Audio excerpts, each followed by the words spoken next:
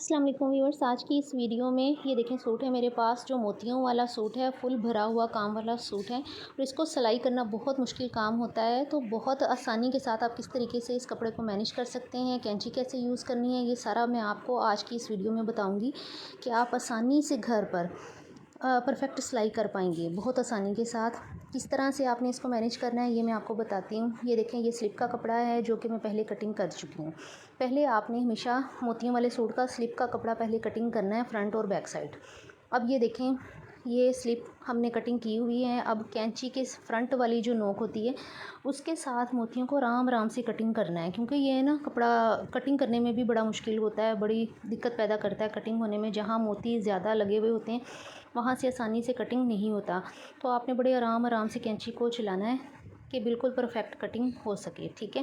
क्योंकि पहले कटिंग ही करनी इसकी ज़रूरी है, बाकी प्रोसेस बाद में होता है। तो इस तरह से आपने आराम आराम से कटिंग कर लेना है। अगर आपको दो पल्ले इकट्ठे कटिंग करने में मुश्किल हो रही है तो आप एक एक पल्ला भी कटिंग कर सकते हैं।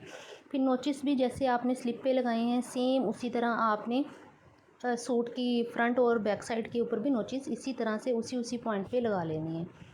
अब देखें, जब आपने नोचिस वगैरह लगा लिए हैं तो आपने जहाँ स्लिप के ऊपर निशान लगाए हैं फिटिंग वगैरह का, चेस्ट का और कमर का, हिप का, जैसे जैसे आपने मार्किंग की हुई है उसी तरह से आपने इस वाले कपड़े के ऊपर भी मार्किंग कर लेनी है।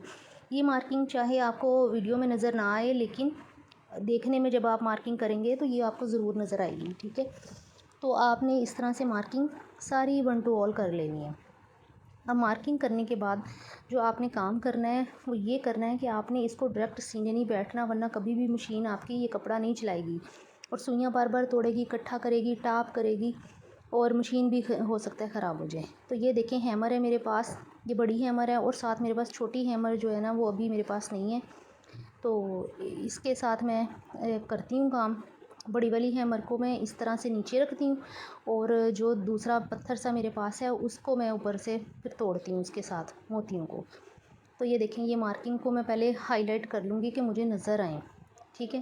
ये देखें, कैमरे में नज़र नहीं आ रहा होगा लेकिन मुझे ये ना नज़र आ रही है मार्किंग। तो मैं इस तरह से हैमर को ऊपर रख के पत्थर के साथ इस तरह मोतियों को आम और नरम हाथों के साथ तोड़ूँगी। ये कपड़ा भी अच्छा है, ये देखें मोती टूट जाएंगे, जगह क्लियर हो जाएगी और तिल्ला वगैरह बाकी ख़राब नहीं होता इससे, क्योंकि नरम हाथों के साथ आपने मोती ही तोड़ने हैं, कपड़े को डैमेज नहीं करना। आपने सिर्फ उतना ही इसको हिट करना है जहाँ जहाँ पर सिलाई आनी है। तो मैं इसको ओवरलॉक भी करवाऊँगी, तो इस वजह से मैंने ये सारा ही क्लियर किया है ताकि एक बारी मैं क्लियर कर लूँ जहाँ सिलाई भी लगनी है और इधर वाले मोती भी, ठीक है। अगर बारीक हैमर हो तो उसके साथ ज़्यादा आसानी हो जाती है।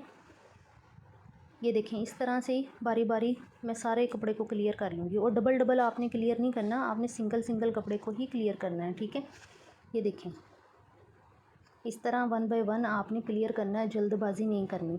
ये जो मोतियों वाले कपड़े होते हैं शादी ब्याह के ऊपर पहनने वाले, ये खूबसूरत लगते हैं और सिलाई करने बड़े मुश्किल होते हैं। इनकी सिलाई भी ज़्यादा होती है, नॉर्मल सूट की निस्बत इनकी सिलाई ज़्यादा होती है। तो ये देखें, आप इस तरीके से इसको तोड़ लेंगे और मोती वगैरह तोड़ने के बाद इसी तरह से, जिस तरह मैंने एक साइड कमीज़ की क्लियर की है ना, इसी तरह मैं दूसरी साइड क्लियर कर लूँगी, फिर तीसरी और चौथी, चारों साइडें फिर मैं इसी तरह से क्लियर कर लूँगी। जो कि वीडियो बहुत ज़्यादा लंबी ना हो जाए तो इसलिए मैं आपके सामने आपको नहीं दिखा रही, लेकिन एक साइड क्लियर कर लिया, बाकी भी इसी तरह से। ये देखें, मोती उधर लगे हुए हैं, इधर नहीं लगे हुए, ठीक है, सारे क्लियर हो गए हुए हैं। तो अब सारे मोती क्लियर करके मैं आपको दिखाती हूँ कि कितना इसका गंद इकट्ठा हो जाता है। तो जो मशीन के पास आपने ये काम नहीं करना, आपने कटिंग वाला जो आपका है स्टैंड, वहाँ पे ही आपने इसको करना है। ये देखें, सिर्फ एक साइड का है और ये देखें जी, ये चारों साइडें में क्लियर मैंने कर ली हुई हैं और साथ में बाजू भी क्लियर कर। अब ये देखें, इस तरह से ये नेक है, जो नीचे वाला नेक मैंने कटिंग किया है ना, उसी के हिसाब से मैंने ऊपर से मोती जो है ना वो उतारना है। तो उसके लिए मैं क्या करूँगी, ये देखें, पहले मैं थोड़ा थोड़ा मार्क कर लूँगी कि मुझे मोती उतारने कहाँ कहाँ से हैं, ताकि मैं ज़्यादा भी मोती ना उतार दूँ।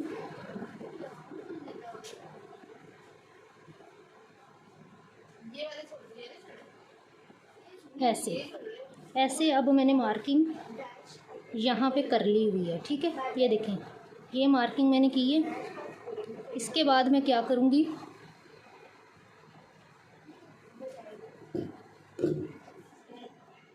ये चाहे कैमरे में नज़र ना आ रहा हो, लेकिन ये रियल में देखने में नज़र आती है मार्किंग। ये देखें, अब इस तरह से मैं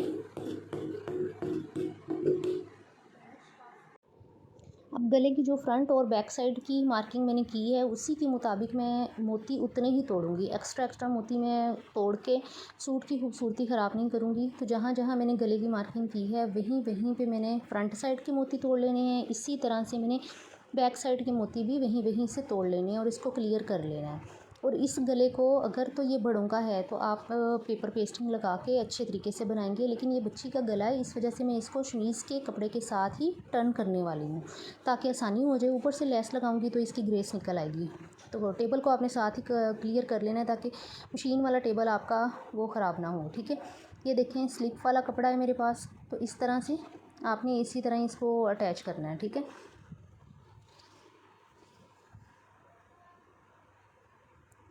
इसके साथ साथ ही आपने मज़ीद मार्किंग लगा लेनी। एक पाँव के सिलाई आपने यहाँ पे लगानी है। तो मैं सारा सिलाई लगाने का प्रोसेस भी आपको दिखाऊंगी ताकि आपको अच्छे से समझ आ जाए, और स्लिप कैसे अटैच करनी है वो भी आप देखें कि कितनी आसानी के साथ अटैच हो जाती है। ये देखें मशीन के ऊपर इसी तरह से ये फ्रंट वाली साइड और शमीज़ की फ्रंट वाली साइड, शमीज़ की बैक साइड और ऊपर वाली कमीज़ की भी बैक साइड मैंने इस तरह से रख ली है। अब इसके ऊपर मैं इस तरह सिलाई लगा लूँगी। सिलाई लगाने के बाद मैं गले को कट करूँगी और फिर कटिंग करके नोचिस वगैरह लगा के इसको पलट लूँगी। आप देखें कितनी आसानी के साथ मैंने इसका गला कर लिया है। धागे वगैरह कटिंग करके अलग करूँगी और साथ ही इसकी कटिंग कर लूँगी। अब मोती वगैरह उतारने की वजह से ये आसानी के साथ कटिंग हो गया है, वरना पहले ये कटिंग नहीं हो रहा था। एक्स्ट्रा कपड़े को भी मैं कटिंग कर लूँगी ताकि फोल्डिंग में मुश्किल ना हो। इस तरह से ये आपने नोचिस वगैरह इसके लगा लेने हैं।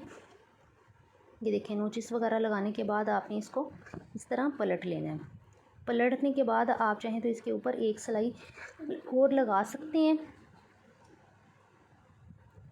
तो इस तरह से आपने एक रफ़ स्टिच इसके ऊपर लगा लेना है। इसके बाद आप जिगजैग लेस इसके ऊपर अटैच करूँगी मैं, फ्रंट और बैक साइड दोनों के ऊपर ही। अब फ्रंट साइड का गला बनाना मैंने आपको दिखाया है, बैक साइड जो है उसका गला बनाना मैं आपको नहीं दिखाऊंगी क्योंकि इस तरीके से वीडियो बहुत लंबी हो जाती है। अब कोई मोती आ भी जाए तो आपने मशीन को उसके ऊपर चलाने की कोशिश नहीं करनी, आपने उसको कटिंग करके उतार लेना है या फिर हैमर की मदद से उतार लेना है। और ये देखें शमीज़ के कपड़े को कमीज़ के कपड़े के साथ बिल्कुल इसी तरह पहले आपने सिलाई लगा के कच्चा कर लेना है। कच्चा करने से ये होगा कि ये अपनी जगह पे फिक्स हो जाएगा और आपको सिलाई करने में आसानी हो रहेगी। अब ये देखें इसी तरह ही आपने सिलाई लगाते जाना है। सारे को आप देखें सिलाई लगा रहे हैं, सिलाई लगा रहे हैं आप, और ये कितनी खूबसूरती के साथ सिलाई लग के कवर हो रहा है। इसी तरह आप जब दूसरी तरफ की सिलाई लगाएंगे तो आप कंधे से सिलाई लगाना शुरू करेंगे। पहले कंधे को अटैच करेंगे, उसके बाद आप साइड की सिलाई लगा लेंगे।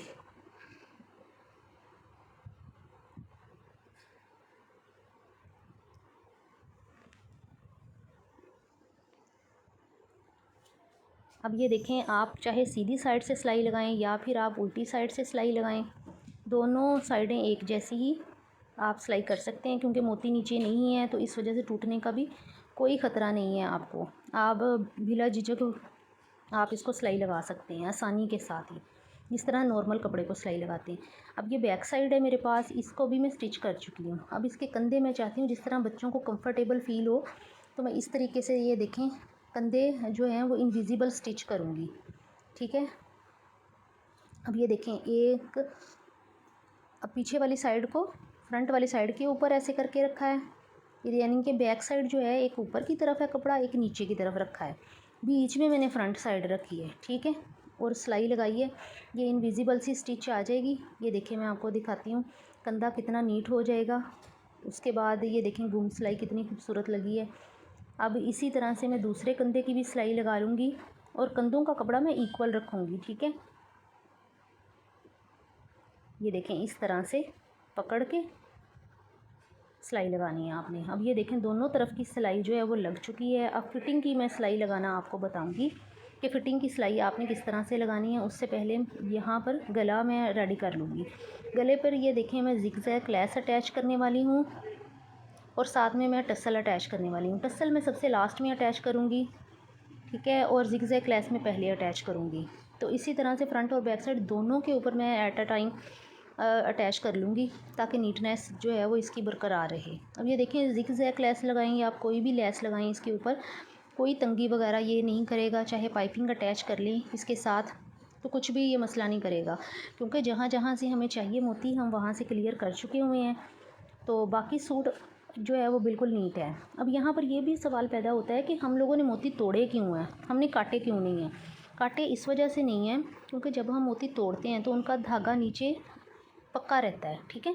धागे को कुछ नहीं होता, जस्ट मोती टूटता है। तो उसका ये फ़ायदा होता है कि जो बाकी मोती भी होते हैं ना वो भी सेफ़ रहते हैं, मोती उतरते नहीं हैं कभी भी सूट के ऊपर से। अगर हम उसको तोड़ने की बजाय मोती को हम कैंची से काट लेते हैं या उतार लेते हैं, उसका ये नुकसान होता है कि फिर वो जो मोती होते हैं ना जो हमने काटे होते हैं उनके धागे कट जाते हैं, तो उससे फिर बाकी मोती भी आस्ता आस्ता उतर जाते हैं, रफ़ हो जाते हैं, धोने से ख़राब हो जाते हैं। तो इस तरीके से आप सिएंगे ना तो आपके मोती कभी भी नहीं उतरेंगे सूटों के ऊपर से और आपका सूट नीट रहेगा। तो अब ये देखें इसी तरह ही मैंने गले के ऊपर ज़िगज़ैग लेस अटैच कर ली हुई है।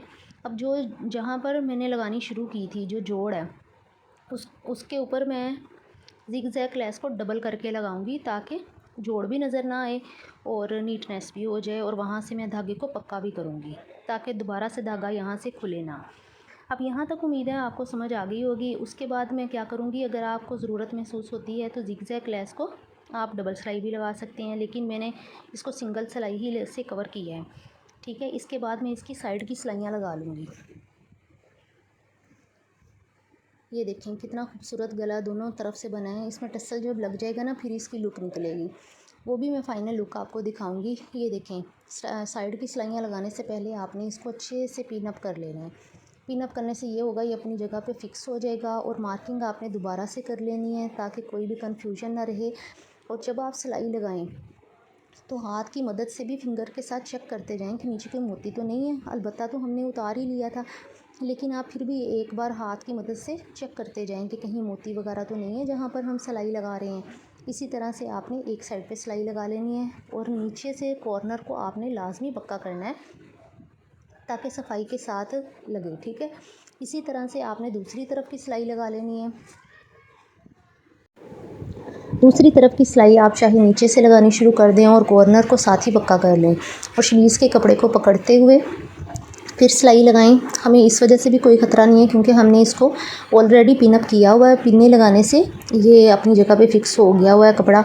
अब हम जैसे मर्ज़ी इजीली सिलाई लगाएं। अब ये देखें आपने देखा होगा कि मैंने कितनी आसानी के साथ दोनों तरफ की और गले वगैरह की सिलाई लगा ली हुई है। ये बाजुओं का कपड़ा है, बाजुओं को भी सेम इसी प्रोसेस के तहत मैं करूँगी। मोती मैंने पहले ही उतार लिए थे। अब ये देखें इस शर्ट की फ़ाइनल लुक के कितनी खूबसूरत लगी है और इसमें नीटनेस भी कितनी ज़्यादा है।